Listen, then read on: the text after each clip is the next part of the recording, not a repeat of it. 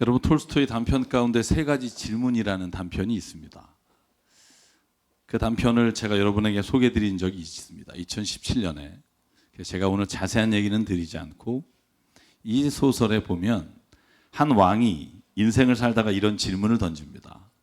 첫째, 나에게 가장 중요한 시간이 언제인가?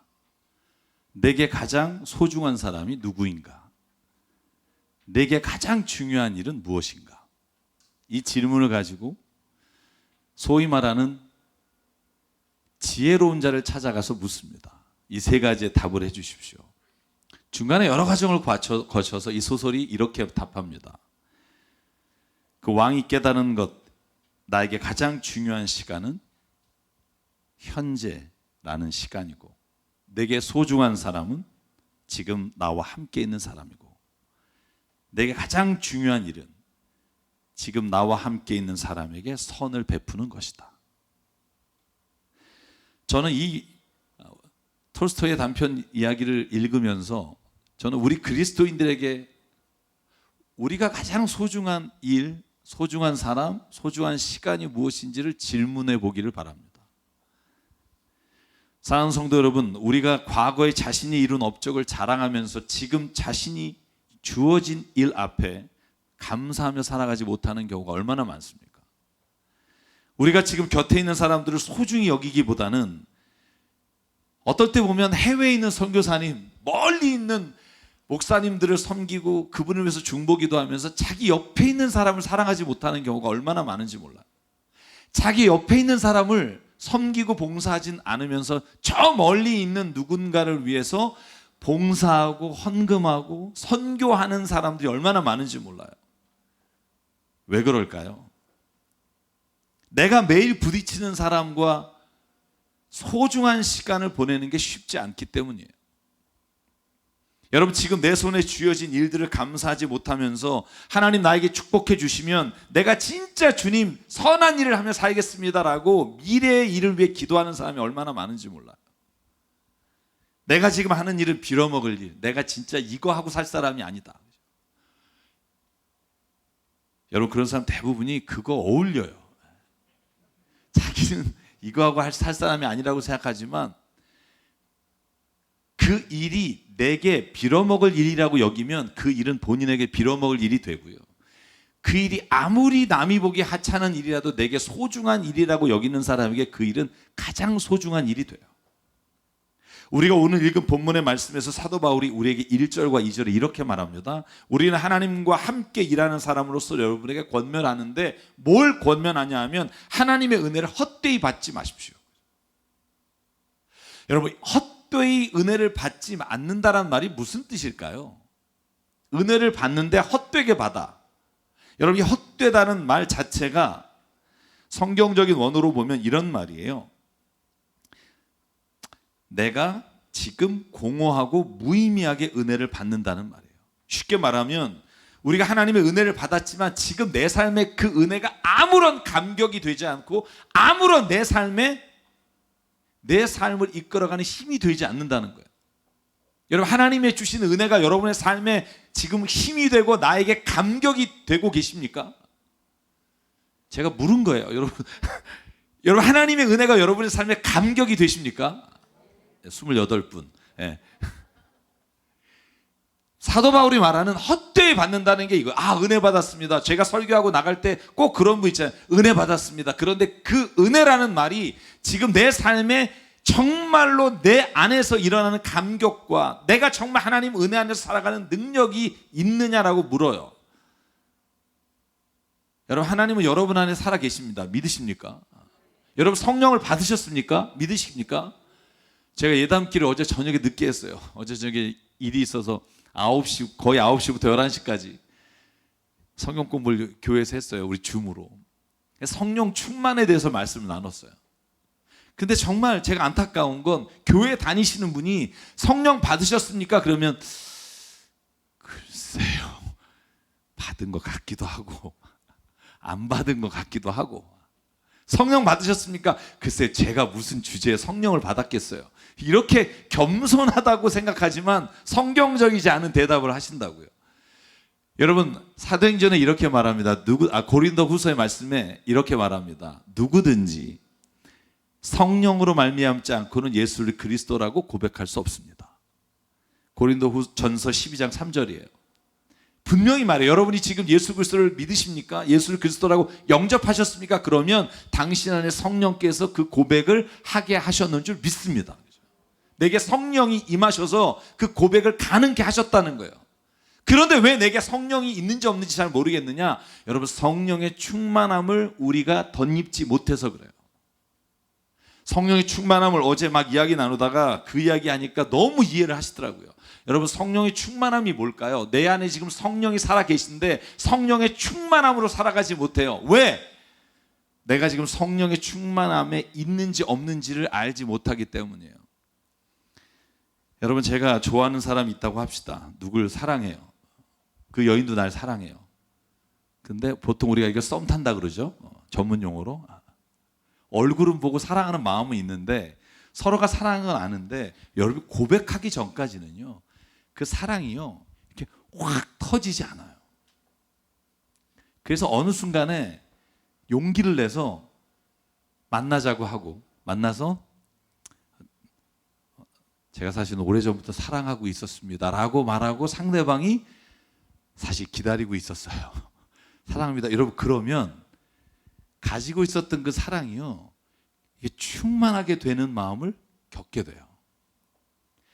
여러분 성령께서 우리 안에 계시지만 왜 우리 안에 성령의 충만함을 체험하지 못하냐면 내가 하나님께 성령님 내 안에 오셔서 나를 다스려 주시고 나와 함께 동행해 주십시오라고 구하지 않기 때문이에요. 구하라 너희가 얻을 것이요 찾으라 찾을 것이요 두드리라 열릴 것이다. 그 밑에 뭐라고 말해요? 너희가 하물며 성령을 구하는 자에게 주시지 않겠느냐. 여러분 하나님이 이렇게 왜 성경을 통해 말씀하시냐면 저와 여러분은요 이 안에 이미 성령으로 하나님을 알게 됐지만 성령과 함께 충만하게 살아가는 은혜를 여러분이 체험하기를 원하면 성령님 오늘 내 안에 오셔서 나를 다스려 주시고 나를 이끌어 주십시오라는 내 고백이 있을 때 하나님의 그 고백이 우리 안에 함께해서 충만한 은혜 가운데 살아가는 일이 일어나게 된 줄 믿습니다. 성령 충만이란 그러므로 내가 지금 하나님 앞에 당신을 믿고 의지하고 따르겠습니다라고 성령 안에서 고백하는 자에게 주시는 하나님의 인도하심의 은혜를 체험한 자들이 깨닫는 거예요. 그런데 성령 충만이라는 말의 가장 중요한 단어가 뭐냐 하면 지금 저와 여러분이 하나님과의 관계 안에 충만하느냐 안 하느냐예요. 과거에 몇 년 전에 몇 주 전에가 아니라 지금 저와 여러분이 하나님 안에서 충만한 삶을 살아가느냐. 여러분 이 대답이 제가 여러분에게 질문했을 때 여러분 안에 아멘으로 될 때 성령 충만함 가운데 살아가고 있는 거예요. 여러분 그래서 오늘 사도 바울이 고린도 교회를 향해서 이렇게 외치는 거예요. 고린도서 6장 2절 하나님께서 말씀하시기를 은혜의 때에 나는 내 말을 들어주었다. 구원의 날에 나는 너를 도와주었다 하셨습니다. 보십시오. 여기만 같이 읽을까요? 시작. 지금이야말로 은혜의 때요 지금이야말로 구원의 날입니다. 아멘. 여러분 언제 구원받았습니까? 구원받는 날짜를 알아요.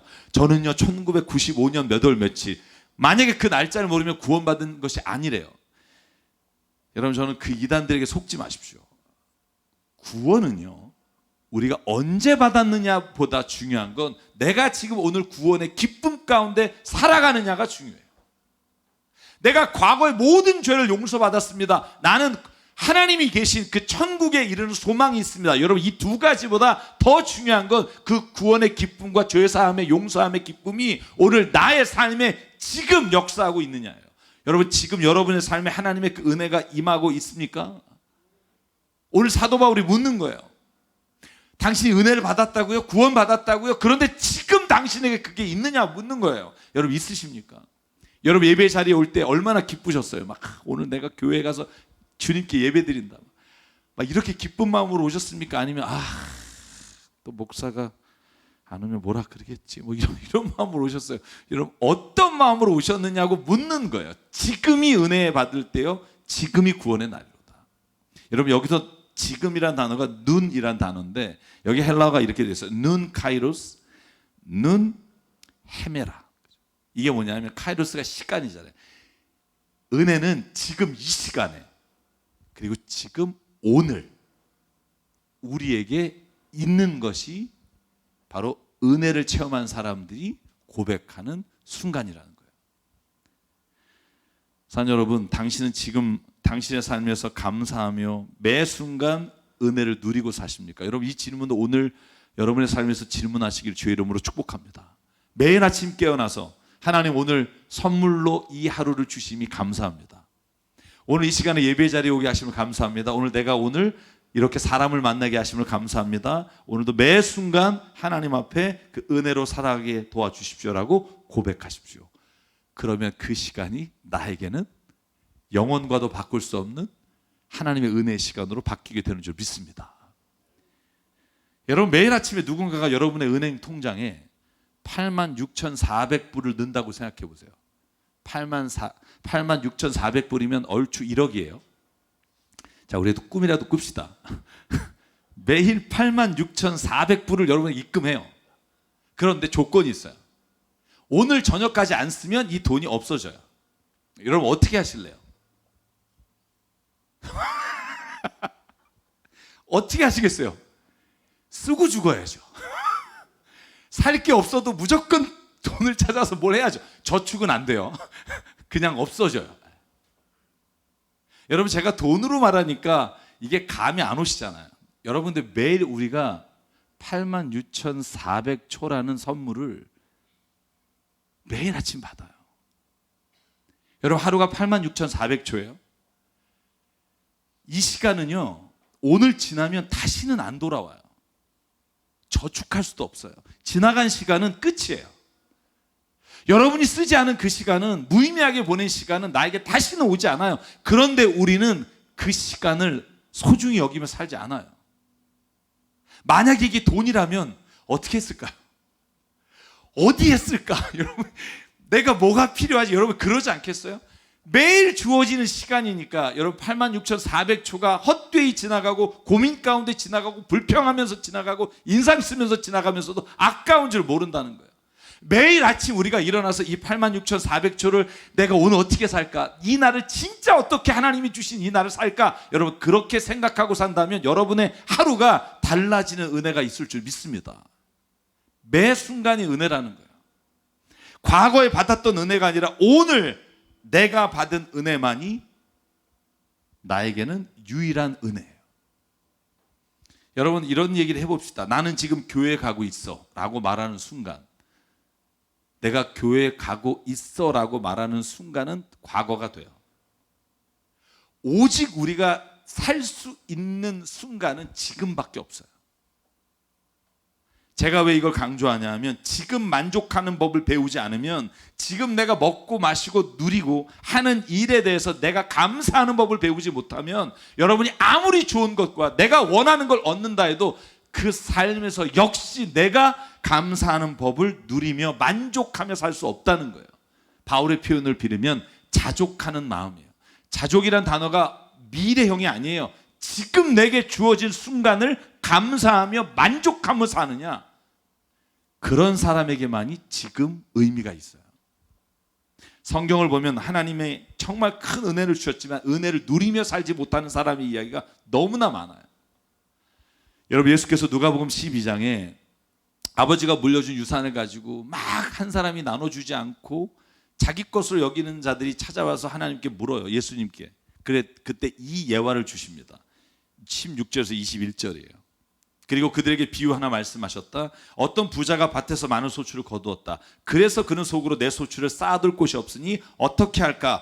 그러다가 곡간을 헐고 더 크게 짓자. 그리고 거기에 내 곡식과 물건들을 쌓아두겠다. 근데 하나님이 20절에 말합니다. 하나님이 말씀하셨다. 어리석은 사람아, 오늘 밤에 내 영혼을 내게서 가져가시면 네가 장만한 것들이 누구의 것이 되겠느냐? 자기를 위해서는 재물을 쌓아두면서도 하나님께 대해서는 부여하지 못한 사람이 이와 같다. 아멘.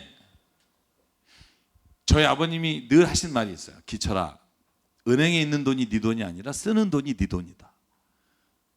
만약에 은행에 돈을 저축했다가 네가 죽으면 그 돈은 네 돈이 아니다. 은행 돈이다. 그러면서 하신 말씀이, 네가 기회가 될 때마다 선을 베풀지 않으면 네가 나중에 돈을 벌어서 누군가에게 선을 베풀다고 하는 건 거짓말이다. 여러분, 제가 성경 공부를 인도하면서 이런 질문을 2번 던졌어요. 지난주에 성경 공부 모임에서. 여러분이 한번 대답해 보십시오. 그리스도인은 내가 예수님을 믿고 막 주신 복을 받아서 그 복을 물질이든 어떤 것이든 다른 사람에게 베풀며 사는 것이다. 1번이 그거예요. 객관식으로 할게요. 2번, 그리스도인은 베풀며 사는 게 복이다. 어떤 게 정답일까요? 여러분 15년 됐으니까 대충 눈치를 채셨겠지만 저는 대부분 답은 뒤에 있어요. 우리가 복을 받아서 막 하나님이 주신 복에 감사해서 너무너무 하나님 감격해서 그 복 받은 것 중에 일부를 베풀며 산다는 게 성경적인 의미의 복이 아니에요. 성경의 복은요, 내가 베풀며 사는 게 복이에요. 얼마를 복을 받느냐가 문제가 아니라 내가 지금 베풀며 사는 삶을 산다면 당신은 복 받은 사람이라는 거예요. 여러분 마태복음 5장을 보실래요? 마태복음 5장에 예수께서 말해요. 복 있는 사람, blessed who are, 어떤 사람이 복 있는 사람인가? 이렇게 말합니다. 마음이 가난한 사람이 복 있는 사람이다. 현재형이에요. 네가 마음이 가난하고 아니면 가난해서 나중에 열심히 노력해서 예수님 믿으면 후에 복 주신다가 아니라 너 지금 마음이 가난하니? 그래서 무언가 부족하다고 여기니? 그게 복이야. 애통하는 자는 복이 있어. 천국이 저희 것입니다. 너가 지금 울고 있니? 너의 죄를 아파하며 우니? 누군가 긍휼히 여김을 받을 사람을 보면서 우니? 우는 네가 복된 사람이야. 의로운 일을 하려고 하다가 핍박을 받니? 남이 널 미워하니? 그러면 하나님이 그걸 견디며 복 주시겠다가 아니라 너가 의로운 줄이며 목마르고 있는 그 상황에 있다면 너는 복 받은 사람이야. 왜? 너는 죄를 져서 고난을 당하는 게 아니라 의로운 일을 하다 고난 받은 것이 복이기 때문에. 여러분, 그래서 베드로 사도가 뭐라고 말해요? 베드로전서 4장 14절. 사도 바울이 한 말을 이렇게 풀어줘요. 여러분이 그리스도의 이름으로 모욕을 당하면 복이 있습니다예요. 모욕을 당하면 나중에 하나님이 물질로 복을 채워주신다가 아니라 모욕을 당하는 사람은 복이 있습니다. 왜냐하면 영광의 영, 곧 하나님의 영이 여러분 위에 머물러 계시기 때문입니다. 여러분 가운데 아무도 살인자나 도둑이나 악을 행하는 자나 남의 일을 간섭하는 자로 고난을 당하는 일이 없도록 하십시오. 의를 행하다가 당하는 고난이 하나님의 복입니다. 여러분, 그러니까 사도 바울과 베드로는요, 예수님을 믿고 성령을 체험한 다음에 그가 복 받으려고 선교를 하거나 예수님을 전한 게 아니라 그가 베풀며 사는 것 자체가 복이었기 때문에 그의 인생은 하나님의 복으로 채워진 삶이라고 말할 수 있어야 될 줄 믿습니다. 여러분, 우리가 교회에서 간증할 때 잘못된 간증이 뭐라고 생각하세요? 잘못됐다는 표현은 좀 이상할 수 있어요. 모든 간증이 똑같아요. 제가 간증을 한번 요약해 볼게요. 3가지로. 제가 예수 믿고 복 받았어요. 제가요 너무 사업이 어려웠는데 교회 다니고 11조하고 열심히 교회를 나왔더니 사업이 그냥 주변에 돕는 사람들 생기고 막 번창해서 지금 막 매출이 얼마까지 올랐습니다. 이 복을 여러분이 누리시길 바랍니다. 이게 첫 번째예요. 2번째, 제가 정말 뭘 해야 될까 하다가 교회 나왔는데 우리 자식이 진짜 공부 못했는데 교회 나오더니 와, 하나님이 축복해 주셔서 그 자식이 좋은 대학에 갔어요. 복 받았어요. 3번째, 제가 글쎄 병이 들었는데요, 너무 아팠는데 예수님 열심히 기도하고 열심히 헌금하고 열심히 다녔더니 내 병이 났어요. 자, 제가 여러분에게 여쭤볼게요. 이 3가지 복이 세상의 다른 종교나 다른 사람들이 말하는 복과 무슨 차이가 있죠? 예수 그리스도로 말미암아 누리는 복이 세상이 말하는 복과 다른 게 하나도 없다면 왜 우리가 예수님 안에서 믿음을 가지고 살아야죠? 사랑하는 성도 여러분, 우리가 지금 주님 안에서 자녀가 된 게 복이에요. 지금 내가 구원을 받았음을 내가 감격하고 사는 게 복이에요. 내가 오늘 죽을 수밖에 없는 죄인, 내가 만약에 예수님 몰랐다면 죄 가운데 내가 죄를 행하면서 얻게 되는 부와 명예가 정말 하나님의 축복이라고 착각할 뻔했는데 하나님이 오히려 악에서 물러나고 죄인의 길을 따르지 아니하고 교만한 자의 자리에 앉지 않게 하시는 게 은혜예요. 여러분, 교회가 이 메시지가 바뀌지 않는 한 저는 미래가 없다고 봐요. 하나님이 여러분에게 복을 주셨어요. 복을 주셨으니까 여러분 나중에 하나님이 어떤 걸 해주신다가 아니라 여러분 예배 자리에 나와 주님과 함께 동행하는 삶을 사는 것이 하나님이 주신 가장 큰 복인 줄 믿습니다. 그 복을 누리는 자가 나중에 어떤 사람에게는 하나님의 물질을, 어떤 사람에게는 하나님이 그 안에 사랑의 영을, 어떤 사람에게는 주님이 희락의 기쁨을 부어주시는 은혜가 있으나 가장 큰 은혜는 본질적으로 지금 내가 하나님으로부터 받은 구원의 은혜, 지금 내가 누리는 그 감격이 없으면 여러분 우리에게는요 믿음이 하나님 안에서 누리는, 예수 그리스도 안에서 누리는 특별한 은혜가 되지 않는다는 거예요. 여러분 그러면 여러분에게 부탁합니다. 사랑하는 여러분, 여러분 지금 자신에게 주어진 시간을 얼마나 귀하게 살고 있습니까? 여러분 옆에 있는 사람을 얼마나 귀하게 소중하게 여기고 살고 있습니까? 내가 이 인간만 아니면 내가 인생 바뀌었을 텐데 이런 분 있어요? 안 바뀌었어요. 왜요? 여러분이 안 바뀌는 한 사람 옆에 있는 사람 바뀐다고 여러분 인생이 바뀌지 않아요. 여러분이 바뀌어야 여러분의 인생이 바뀌어요. 저 인간 때문이 아니라 결국은 그 모든 게 나 때문이에요. 여러분이 지금 하고 있는 일을 얼마나 감사하면서 하고 있습니까? 내가 진짜 여기 있을 사람이 아니라 내가 지금 여기에 주어진 일이 하나님이 오늘 나에게 주신 내 인생의 마지막 날인 것처럼 그 일을 사랑하는 사람에게는요 그 일을 통해 주시는 은혜가 있어요. 저는 가장 비참한 사람은 지금 자신이 하고 있는 일을 비관하며 일하는 사람이라고 봐요. 그러므로 사는 여러분, 우리가 무엇을 하든지 오늘 이 시간, 지금 우리에게 주어진 시간과 일과 사람을 가장 소중히 여기며 살아가는 우리가 되기를 주의 이름으로 축복합니다. 그래서 사도 바울은요 오늘 저희가 읽은 본문에 고린도서 6장 4절부터 10절 마지막까지 그 내용이 뭐냐 하면, 자 우리가 이걸 복이라고 누리고 살자. 그런데 세상 사람들은 그렇게 안 볼 거다. 제 말 이해가 가시나요? 이게 무슨 복이냐, 세상 사람들은 분명히 그렇게 말할 거야. 그러면서 우리에게 설득을 하는 거예요. 자 4절 볼게요. 우리는 무슨 일에나 하나님의 일꾼답게 처신합니다. 그러나 많이 참고 환난과 궁핍과 곡경과 매맞음과 굶주림을 겪었어요. 근데 사람이 뭐라고 말하냐 하면, 아유 제 능력이 없어서 저렇구나, 제가 지질이 복이 없구나, 이렇게 말할지 몰라요. 그런데 저는요 이렇게 고백할게요. 이게 사도 바울의 말이에요. 8절, 영광을 받거나 수치를 당하거나 비난을 받거나 칭찬을 받거나 우리 그렇게 합시다. 세상 사람들은 우리를 속이는 사람이라고 말할지 모르지만 우린 진실한 사람이고, 우리를 이름 없는 무명한 사람이라고 말할지 모르나 우리는 주님 안에서 유명한 자입니다. 우리를 죽은 자 같이 쳐다보며 야 너 별 볼 일 없다고 말할지 모르나 보십시오, 우리는 살아서 역사하는 인생을 살아갑니다. 아멘.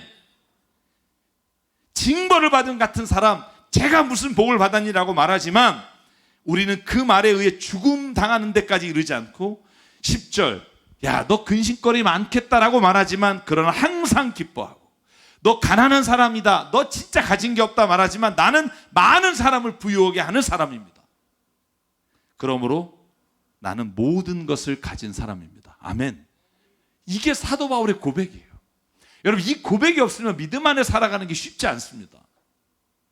사도 바울이 왜 믿음 안에서 살면서 그 고난을 이겨낼 수 있었을까요? 그에게는 지금 주신 하나님의 은혜가 자기의 삶의 모든 것에 앞서서 고백되었기 때문이에요. 미래에는 십자가의 죽음이 기다리고 있었어요. 근데 그걸 염려하지 않았어요. 왜? 지금 내가 주님이 주신 은혜 안에 누리는 기쁨과 감사가 다가올 미래에 대한 고난에 대한 두려움을 이길 수 있었기 때문이에요. 사랑하는 여러분, 사람들이 우리를 별 볼 일 없다고 여겨도, 나를 쓸모없는 사람이라고 여긴다고 해도 우리는 성경이 말하는 것을 중요하게 여기며 살아가는 자예요. 얼마나 멋있어요. 하나님의 은혜를 지금 누리십시오. 지금 사랑하십시오. 지금 최선을 다하십시오. 저는 미래를 위해서 오늘을 희생하는 삶을 안 살았으면 좋겠어요. 저는 이건요 꿈이 없이 살라는 말이 아니에요. 여러분이 노력해서 원하는 것을 향해 가지 말라는 말이 아니에요. 여러분이 꿈을 꾸십시오. 원하는 일을 향해서 달려가십시오. 그런데 지금 당신이 누리는 것에 감사하고 감격하십시오. 그래야 당신이 원하는 것을 가졌을 때 그 자리에서도 만족하며 감사하며 살 수 있습니다. 이게 성경이 말하는 만족한 자에게 주시는, 자족한 자에게 주시는 은혜예요. 지금 당신의 삶에서 그 은혜를 누리고 계십니까? 여러분, 이 질문을 계속해서 저와 여러분이 던지며 살아가는 우리가 되게 주의 이름으로 축복합니다. 제가 좋아하는 영화 하나만 말씀드리고 마칠게요. 제가 베를린 천사의 시라는 영화를 참 좋아합니다. 제가 영어 유튜브를 하는데 아마 아무도 모르시겠지만 모르신 채로 가십시오. 그 베를린 천사의 시라는 영화가 천사가 인간이 되고 싶은 거예요. 근데 그 옆에 있는 천사가 인간이 되고 싶은 천사의 이름이 다미엘이에요. 다미엘이라는 천사가 옆에 있는 천사에게 말해요.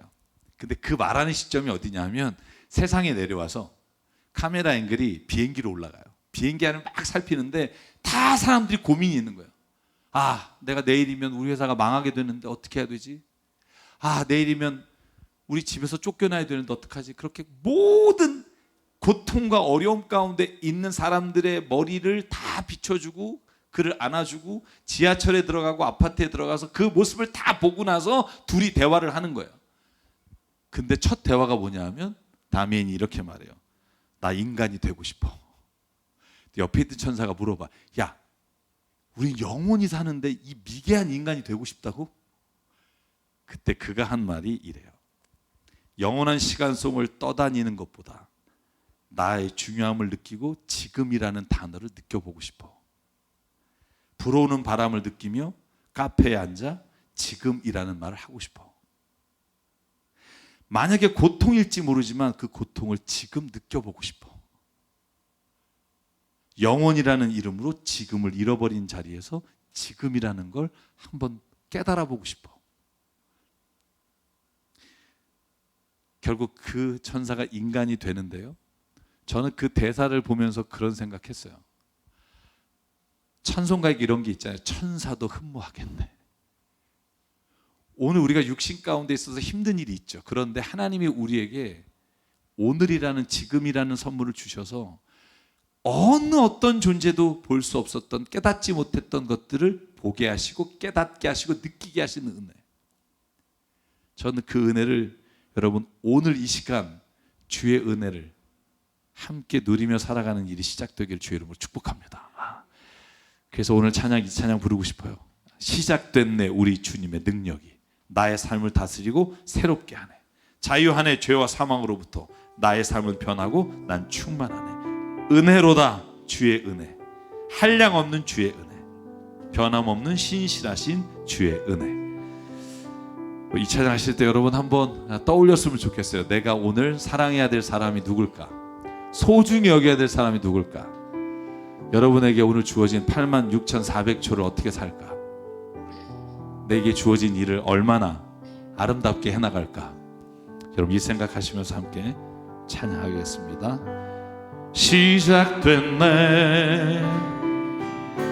우리 주님의 능력이 나의 삶을 다스리고 새롭게 하네. 자유하네 죄와 사망으로부터 나의 삶은 변하고 나 충만하네. 한 번 더 할게요. 시작됐네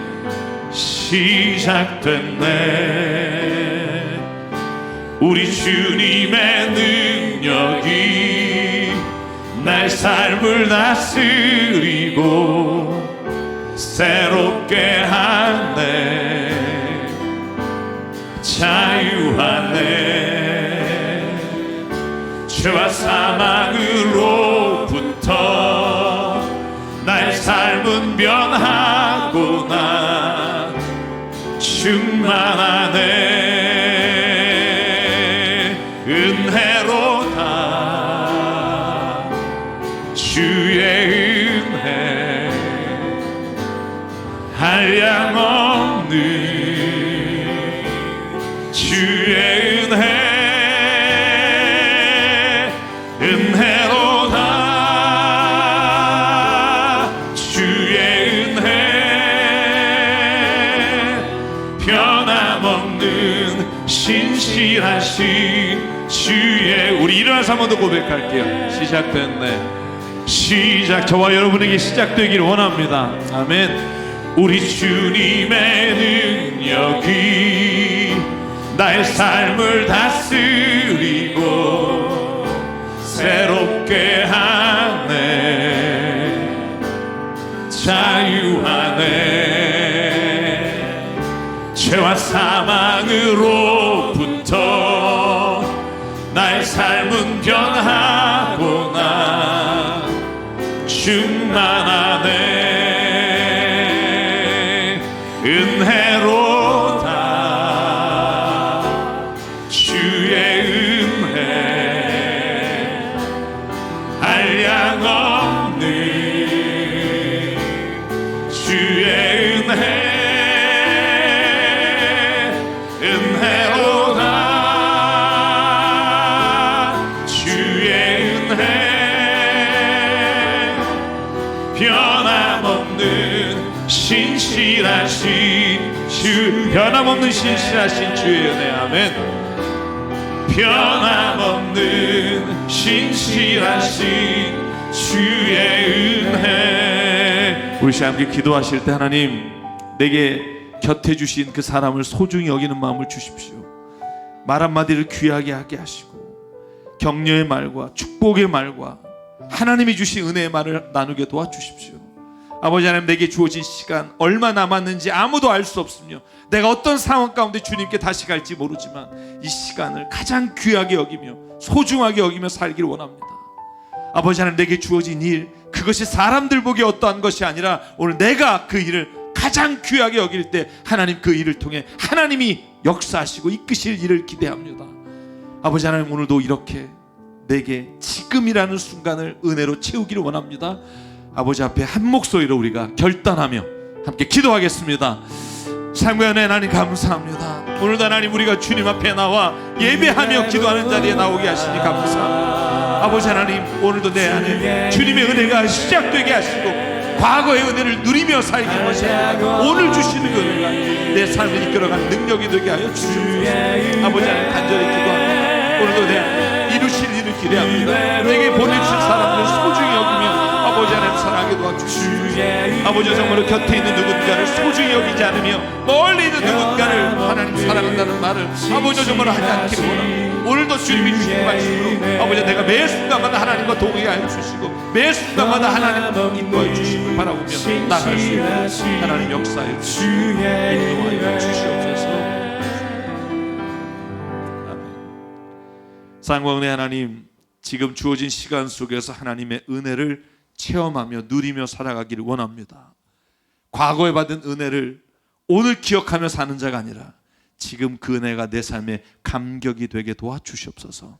그러기 위해 주님과 나누는 교제의 시간을 주시고 주님이 내 안에 계심을, 주님의 충만한 그 은혜를 누리고 갈 수 있음을 아버지 하나님, 오늘도 내가 매 순간 하나님 앞에 고백하며 사는 신앙인 되게 도와주시옵소서.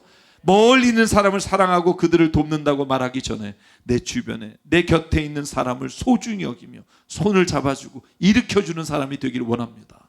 따뜻한 말 한마디가, 그리고 우리의 조그마한 도움이 하나님 곁에 있는 누군가의 생명을 살리는 일을 보게 하시고 그 일을 하며 살게 도와주시옵소서. 하나님 아버지, 오늘 우리에게 주어진 일이 어떤 것이든 이 시간 고백하오니 그 일이 주님의 일 되기를 원합니다. 죽게 하듯 하게 도와주시옵소서. 그래서 하나님, 그 일이 결국 우리의 삶에 하나님의 은혜요 하나님의 복임을 고백하며 세상을 주님과 동행하는 자 되기를 간절히 바라오니 주여 인도하여 주시옵소서. 내게 주신 생명과 시간과 달란트와 모든 물질이 주님의 것임을 고백하며 이 시간 주님께 예물로 드립니다. 드리는 손길마다 하나님 은혜로 복으로 채워주시고 하나님의 나라와 뜻을 위해 사용해 주시옵소서. 이제는 우리 주 예수 그리스도의 은혜와 하나님 아버지의 무한하신 사랑과 성령님의 감동, 감화, 충만 교통, 위로하심이 오늘 이 시간 지금 매 순간마다 하나님의 은혜와 감격을 누리며 살아가길 다짐하는 여기는 한 분 한 분 머리 위에, 그 가정과 일터 위에, 주님 세우신 교회 위에 지금부터 영원토록 함께 하시기를 간절히 축원하옵나이다. 아멘.